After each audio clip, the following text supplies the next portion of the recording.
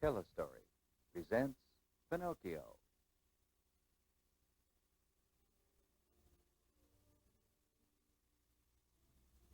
Once upon a time, there was a toy maker named Geppetto, who more than anything else, wanted to have a child of his very own. He started to make a wooden puppet to keep him company. Geppetto took a piece of very good wood and carefully started to carve the face. He made the face to look like the boy he wished for. Then he took a chisel and a hammer and began to carve the rest of the puppet. As soon as the hammer hit the chisel, he heard a little voice say, "Ouch! That hurts!" Geppetto thought somebody was joking and started looking in the closets and under the workbenches. Anyone here? Come on out and let me see you. No one answered. He continued his work and took some sandpaper to smooth the wood. This time he heard someone giggle. That tickles! Stop it, please!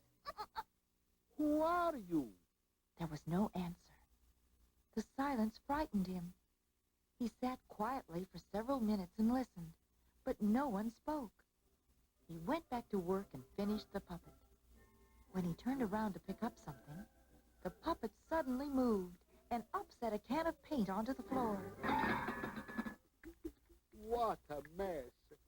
Who could have done that? The puppet smiled at him and said, Hello, Father. I did it. The toy maker was very happy that his wish had come true. He now had his little boy and named him Pinocchio. Pinocchio always wanted to be a real little boy and tried very hard to become one. His father sent him to school, but Pinocchio was very naughty. He often lied and was warned that if he told another lie, his nose would grow. Pinocchio laughed. Oh, I don't believe that. How could that ever happen? But the next time he told a lie, his nose suddenly started to grow. It grew longer and longer with each lie. The other boys made fun of Pinocchio, and he began to cry. Then he heard a lovely voice saying, Don't cry, Pinocchio. If you promise me never to tell a lie again, I will make your nose small again. Who are you? Pinocchio asked. I am your fairy princess, said the voice, and suddenly she appeared. She was very beautiful. I promise to be good. I won't lie again. Please make me into a real boy. You can only be a real boy if you do something very brave. Then and only then will you be a real boy. Pinocchio did not keep his promise to be good. He kept staying out of school. Then one day he ran away with the circus. Meanwhile, he was joined by a cricket, sent by the fairy princess to watch him. Cricket told him, Pinocchio, I am your conscience. I must warn you each time you do something wrong. Pinocchio thought it would be fun being in the circus, but the bad circus man kept picking up little boys wherever they went, promising them a good time. He wanted Pinocchio to help him find some of those boys, but Cricket said, No, Pinocchio, don't do it. He is a bad man. But Pinocchio did not listen and stayed with the circus man and helped him find more boys. Soon they were far away from town, and they came to a mine where many little donkeys were working. Watch out, Pinocchio, said Cricket. Don't trust that circus man. Pinocchio saw the little boys that he had brought to the circus man turn into donkeys. They were put to work in the mine. Pinocchio's ears began to feel very funny. They were turning into donkey's ears. Cricket called, Run, Pinocchio, run, and you will break the spell. He ran and suddenly became himself again. Cricket begged him to go home, and he finally agreed. When he came home, he called, Father! Father! Where are you? but there was no reply. The neighbors told him that his father, Geppetto, had gone looking for him and was swallowed by a big whale. My poor father! I love him and must find him at once. It's all my fault. He and Cricket went down to the ocean to find the whale. They found a small boat and started rowing. Suddenly, they came upon the whale, Pinocchio, look out! He's going to swallow us! but it was too late. The next thing they knew, they were inside the whale, and there at a funny little table sat his father. Oh, Father! Father! I've come to save you. How can you save me, my boy? We are all trapped now. Pinocchio started thinking. All he wanted to do was to save his father. Then it came to him. Father, break up the table. We will set it on fire. Soon there was a big fire in the whale's stomach. The fire was so hot that the whale did not feel well at all. He began to heave and heave, and with a big roar, he spat everything out. Pinocchio, Cricket, and Father landed in the water. Geppetto and Cricket began to swim towards the shore. But Pinocchio had hit his head on a board and was knocked out. Geppetto thought that Pinocchio had drowned and cried. My son was such a brave boy. He tried to save me, but he drowned in the attempt. He forgot that Pinocchio was a wooden puppet and therefore could float on top of the water. Several days later, Pinocchio was washed ashore and found by some townspeople. It's Pinocchio! He is unconscious, but he is still breathing. Let's take him home. His father sat by his bedside all night and prayed for him to get well. When the first light of morning came into the room, he looked at Pinocchio and saw that he had become a real boy. Pinocchio's courage had made the fairy princess's promise come true. So Pinocchio and his father Geppetto lived happily ever after.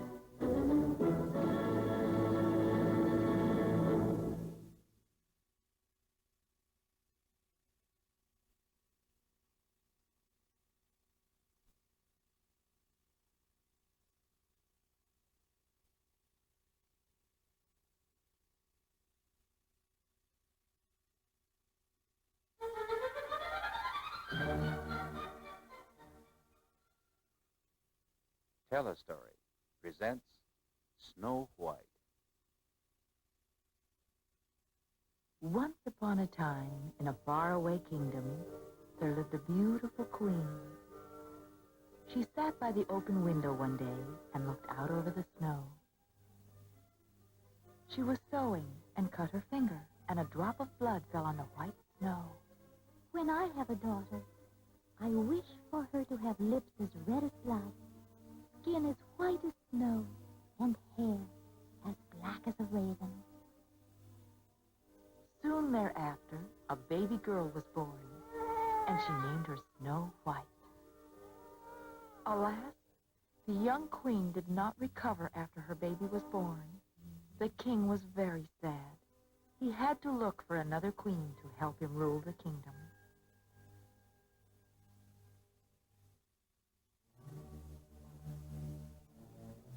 After many years of searching, the king married a new queen. She was quite beautiful, but very selfish.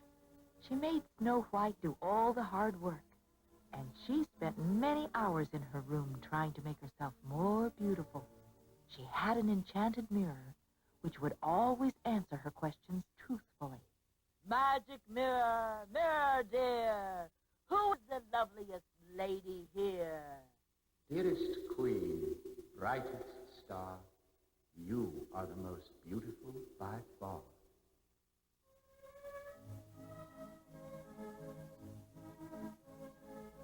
The years passed, and Snow White became a very beautiful young lady. Her dead mother's wish had come true. Then, one sunny morning, when the queen asked her mirror who was the loveliest, the mirror replied, Dearest queen, I'll tell you true. Snow White is much lovelier than you. This made the queen very angry. At once, she began to plan to do away with Snow White. She called one of the servants. Take Snow White into the woods and put her to death. But, Your Majesty. Yes, Your Majesty. The servant took Snow White deep into the forest. But he loved his little princess so much that he decided to disobey the queen and let Snow White go. Little princess, I cannot harm you. You must flee far away from here, or the queen will surely find you. Snow White nodded gratefully. Thank you, kind servant. I will never forget you. The servant went back to the castle and told the queen that Snow White was dead. Meanwhile, Snow White wandered through the forest.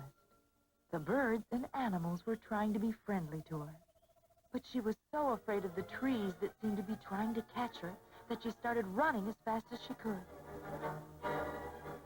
Suddenly, she came to a clearing in the woods, and there stood a pretty little house. It was so small that when Snow White tried to go inside, she had to bend down to get through the door. When she was inside, she said, Oh, this little house is very dirty. It seems there are 7 of everything. It looks as though 7 dirty little boys live here. She wanted to help them and quickly cleaned up the entire house until everything was bright and shiny. Then she felt very tired and went upstairs. She laid across 3 of the little beds, fell into a deep sleep, and little birds came in and covered her.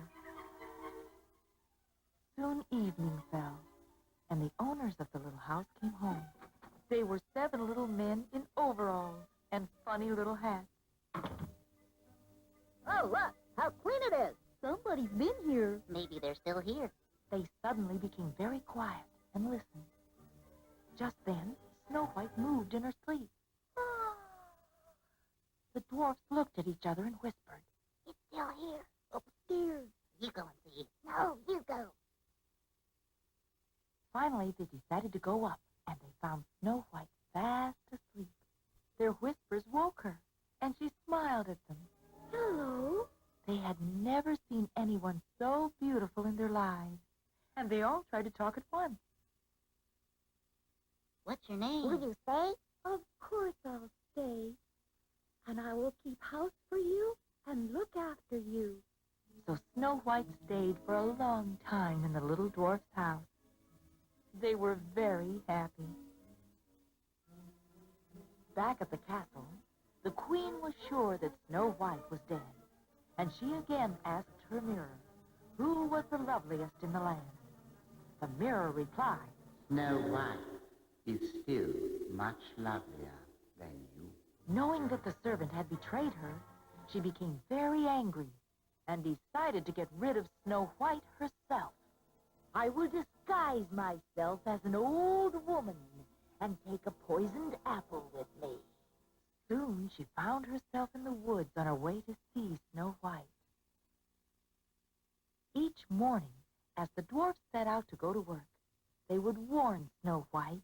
Do not open the door to anyone, and do not speak to anyone. She promised to be careful. In the middle of the morning, as Snow White was doing her chores, there came a knock on the door. She looked out the window and saw an old lady standing there. Dear girl, please let me in and give an old woman a drink of water. I feel very faint. Snow White was so kind that she forgot all about the warnings the dwarfs had given her. She opened the door and gave the woman a glass of water. Thank you, my dear. And here is a nice apple for you. Oh, but I shouldn't have. Nonsense, my dear. It will taste good. Suddenly, the birds flew all around the old woman, trying to chase her away. But Snow White did not understand their warnings. She shooed them away and bit into the apple. At that moment, she fell to the floor as if she were dead. All that anyone could hear was the cackle of the old woman's laugh. I did it! The dwarfs were warned by the forest animals and birds that something was wrong, and they rushed home and found Snow White. Being unable to wake her, they made her a glass case, put her in it, and surrounded it with flowers. The poor little men cried now that their lovely Snow White was no longer with them. One day, a handsome young prince rode through the forest on a white horse. He came upon the little men and their Snow White, who was lying there as beautiful as ever. Tearfully, the dwarfs told the prince the story of Snow White. The prince was sad, but thought her so beautiful that he lifted the lid of the glass case and gently kissed her. All at once, Snow White opened her eyes and smiled. Everyone was so happy. The prince asked the oldest dwarf, May I please marry your beautiful Snow White? You are all welcome to live in my land and come to the wedding. If you love her, Your Highness, and we know you do, because you awakened her with your kiss, you may have her hand in marriage. all the dwarfs cheered.